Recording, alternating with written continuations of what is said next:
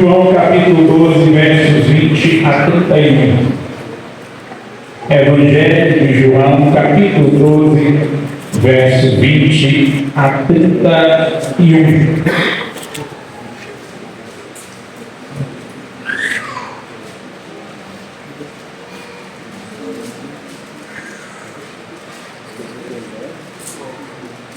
Estamos aí por esses dias na EBD, iremos estudar o Evangelho de João. Então você que tem vindo à EBD, já vem com a revista, estude.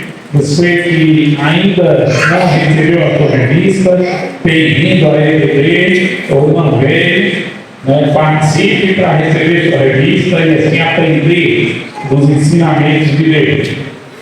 Evangelho de João capítulo 12, 20 a 31. O texto bíblico vai dizer assim: ora, entre os que subiram para adorar durante a festa, havia alguns gregos. Estes, pois, se dirigiram a Filipe, que era de Betsaida da Galileia, e lhe rogaram: Senhor, queremos ver Jesus.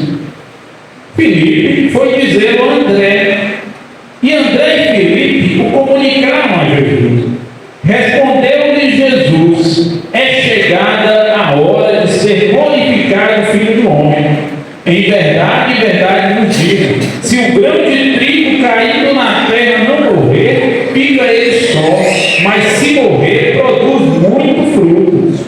Quem ama a sua vida, perde, mas quem odeia a sua vida neste mundo, preservá-la para a vida eterna.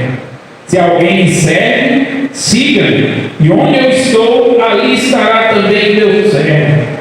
E se alguém me servir, o Pai o honrará. Agora está angustiada a minha alma. E que direi eu? Pai, salva-me desta hora? Não, mas precisamente com esse propósito que vim para esta hora.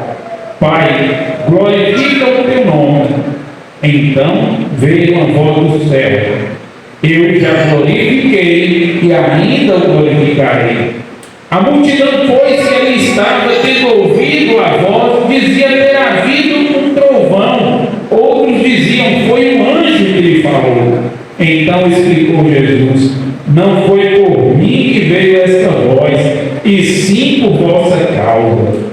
Chegou o momento de ser julgado este mundo, e agora o seu príncipe será expulso. Que o bondoso Deus aplique sua palavra aos nossos corações nesta noite. Amém?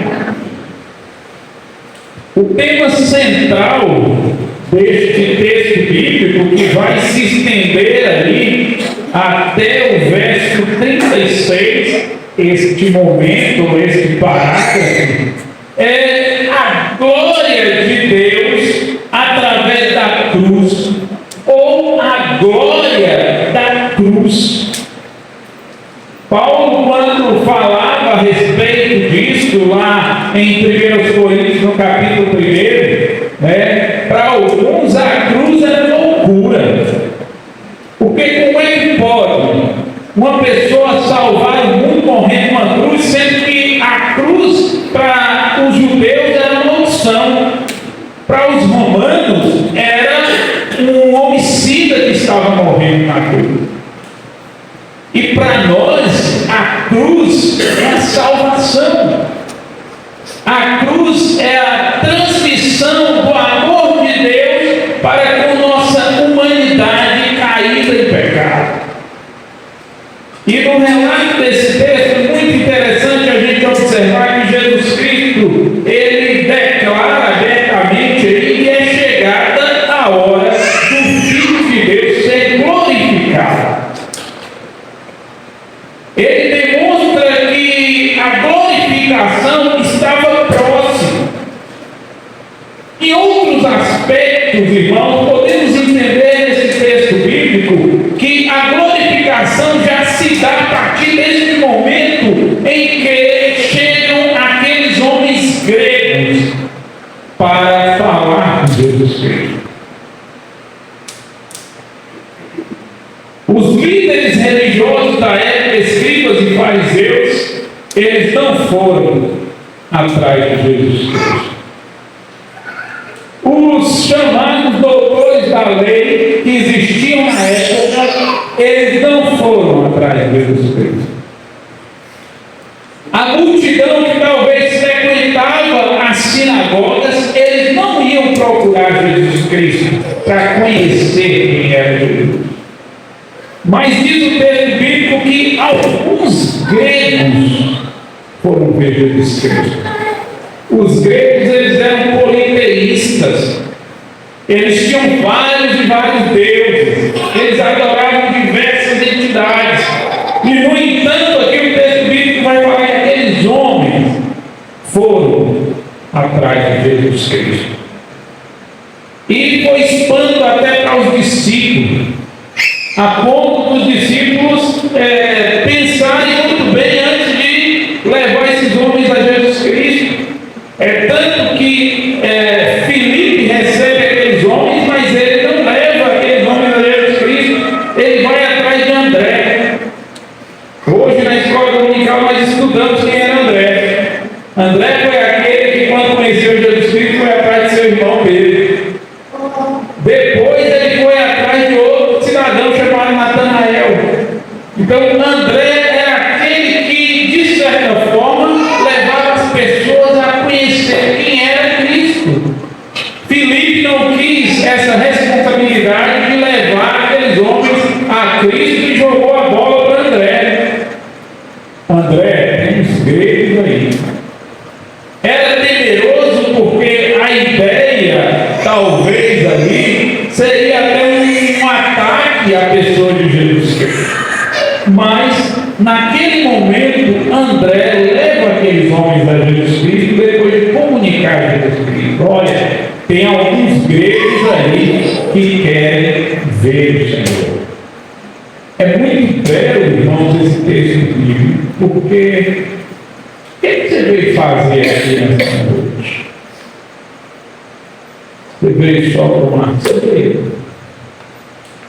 O que você veio fazer aqui nessa noite? Você veio só rever os irmãos, amigos? Veio só parabenizar o pastor, o pastor? O que você veio fazer aqui nessa noite? Diz o texto bíblico que aqueles homens tinham um propósito. O verso 20, 21, eles chegam para Filipe e eles falam: nós queremos ver Jesus. Nós queremos ver Jesus. Eles queriam conhecer quem era Jesus Cristo. Ali era a época da festa da Páscoa. Havia muita gente de diversas etnias ali. Havia muitas pessoas visitando Jerusalém naquele período. Era uma época importante para o povo judeu de festa. Mas aqueles homens não eram judeus. Os judeus que foram para ali não foram atrás de Jesus Cristo. Os judeus foram ali e não estavam querendo conhecer Jesus Cristo. Pelo contrário, alguns queriam até matá-lo. Mas estava ali um grupo de gregos que não estavam ali por causa da festa. Eles estavam ali porque eles queriam ver Jesus.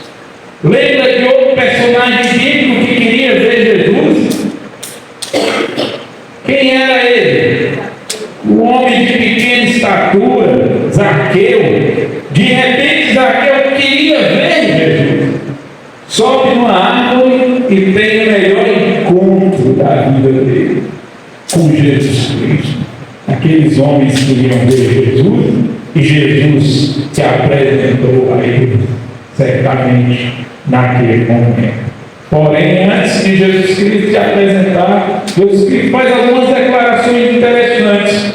O verso 23, respondeu-lhe Jesus: é chegada a hora de ser glorificado o Filho do Homem.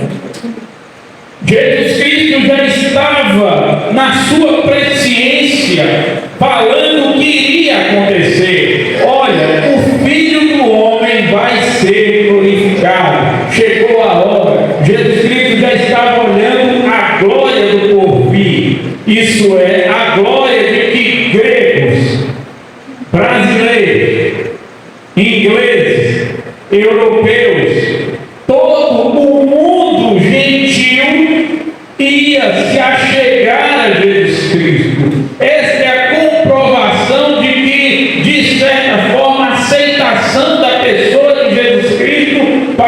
de gentios, parte de pessoas que não eram de Israel. Jesus Cristo fala: olha, chegou a hora do Filho do Homem ser glorificado, porque agora, muitos, certamente muitos, irão conhecer o Filho do Homem. Olha só a sequência do verso que vai dizer: em verdade, vos digo, se o grão de trigo cair na terra não morrer, fica só, mas se morrer, produz muito fruto. Jesus Cristo aqui estava falando do que ia acontecer com ele. Vou morrer. Era isso que ele estava declarando. Só que os discípulos, na linguagem ali figurada, os discípulos não conseguiam entender. E muitos que ouviam não conseguiam entender. Mas eles entendiam de lavoura, entendiam de agricultura, como os irmãos aqui. O que é necessário fazer para nascer um pé de abacate?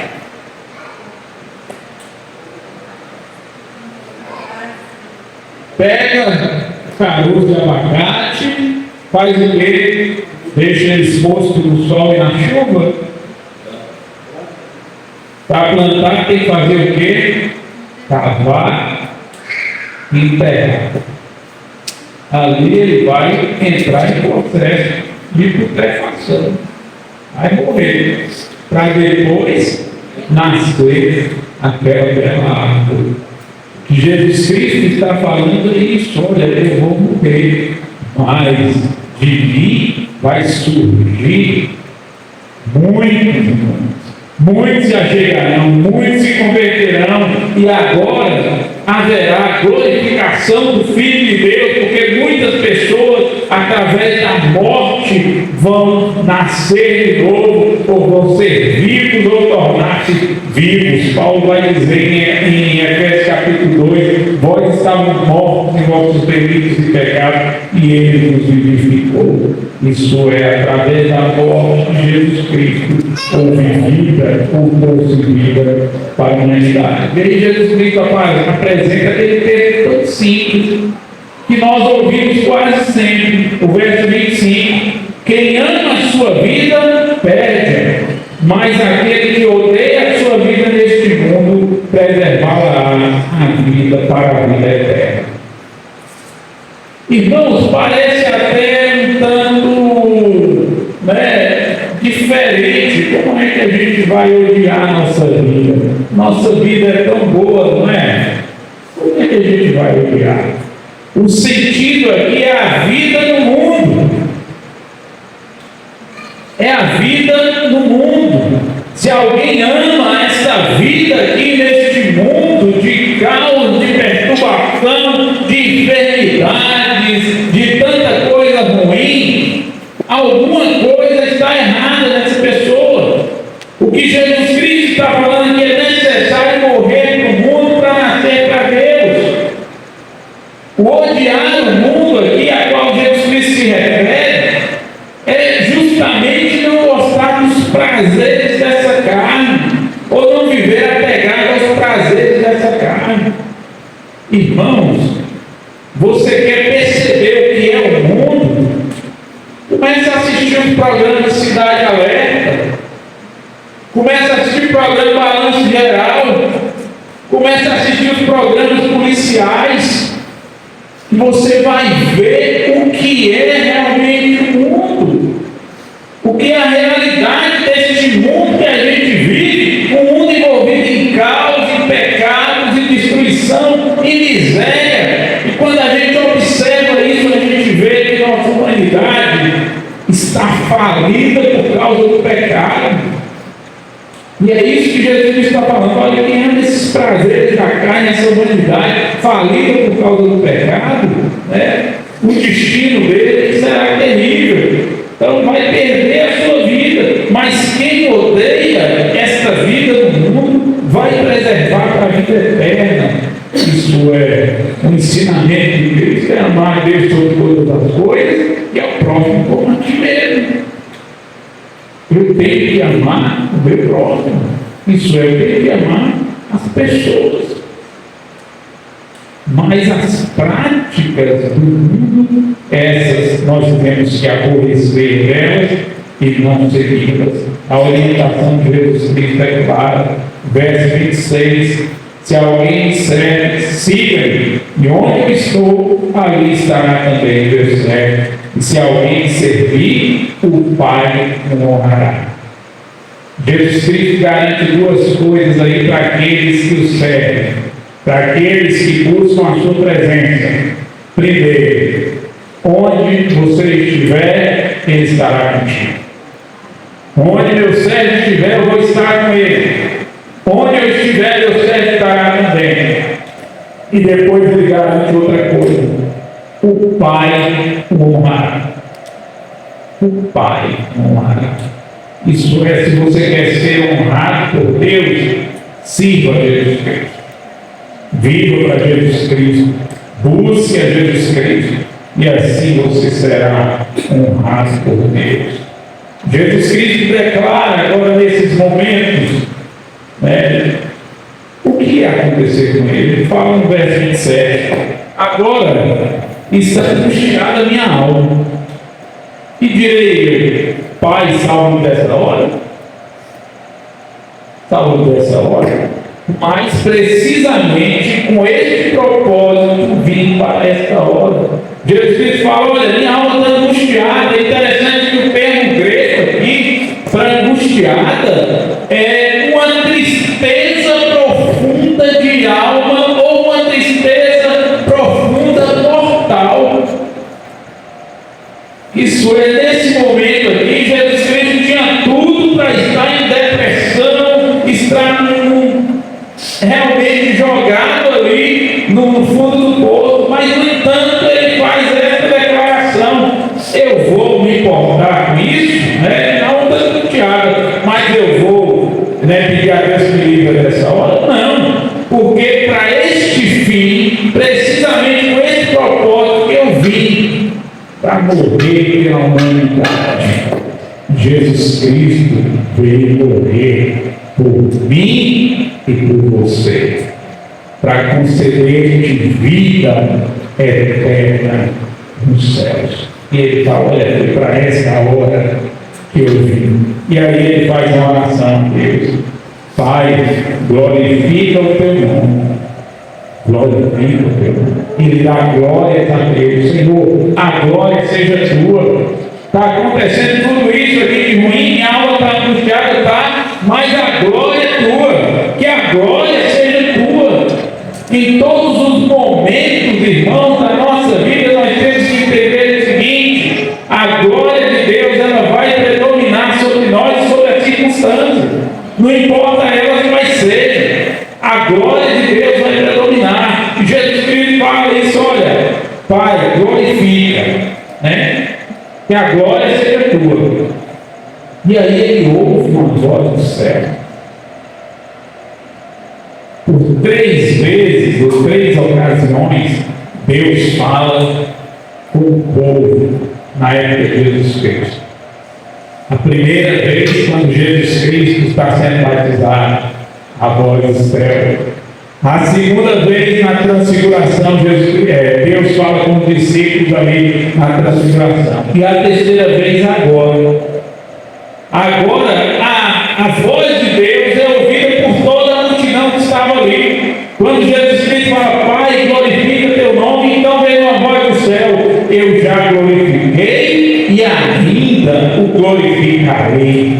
E as pessoas ouviram como se fosse um trovão a voz de Deus, e de imediato alguns entenderam que era um anjo falando. Ele disse: olha, foi o anjo que falou com ele. Irmãos, só o fato deles ouvirem naquele momento e nos outros momentos a voz de Deus não já era suficiente para aquele povo se converter, cair de joelhos perante Cristo, pedir perdão pelos pecados, se arrepender e mudar de vida. Não era o suficiente. Mas não, aquela mesma multidão que estava ali ouvindo a voz de Deus e reconhecendo que Deus estava falando com Jesus Cristo, foi a mesma multidão que depois gritou: crucificam, crucificam. Irmãos, Deus fala fala conosco direto, de tantas formas, de tantas maneiras.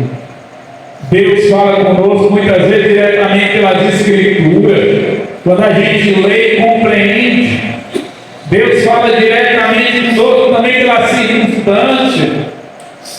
Às vezes são coisas que estão passando que a gente não entende porque precisamos de uma iluminação vinda de Deus para compreender. Deus fala conosco pelas circunstâncias.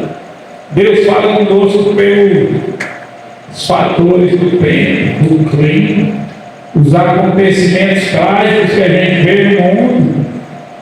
Deus fala conosco.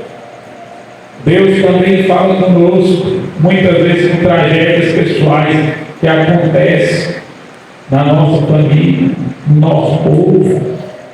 Deus fala conosco. Então precisamos estar atentos a ouvir a voz de Deus. Muitas vezes a gente faz como aquela multidão. Foi um trovão. Foi um anjo aí que falou com ele. Não queremos dar atenção à voz de Deus. E naquele momento Deus falou. E Jesus Cristo disse assim: olha, Deus me falou, não foi comigo. Deus falou, foi com vocês. Verso 30. Então explicou Jesus: não foi por mim que veio essa voz, e sim por vossa causa. Porque Jesus Cristo já sabia, porque Deus falava com ele o tempo todo. Ele já ouvia Deus e tinha contato direto com Deus. Mas a voz estava ali para falar com aquela multidão: olha, glorifiquem este, porque é meu filho. Bem, glória a ele, eu glorificarei. E a glória de Jesus Cristo se deu na cruz do Calvário. A glória completa se deu na cruz do Calvário, por consequente na sua ressurreição. E aí Jesus Cristo fala no verso 31: chegou o momento de ser julgado este mundo, e agora o seu príncipe será expulso. Naquele instante, Jesus Cristo declara o seguinte: chegou a hora de Satanás ser expulso, no sentido de que agora o reino do mundo não pertencia mais a Satanás.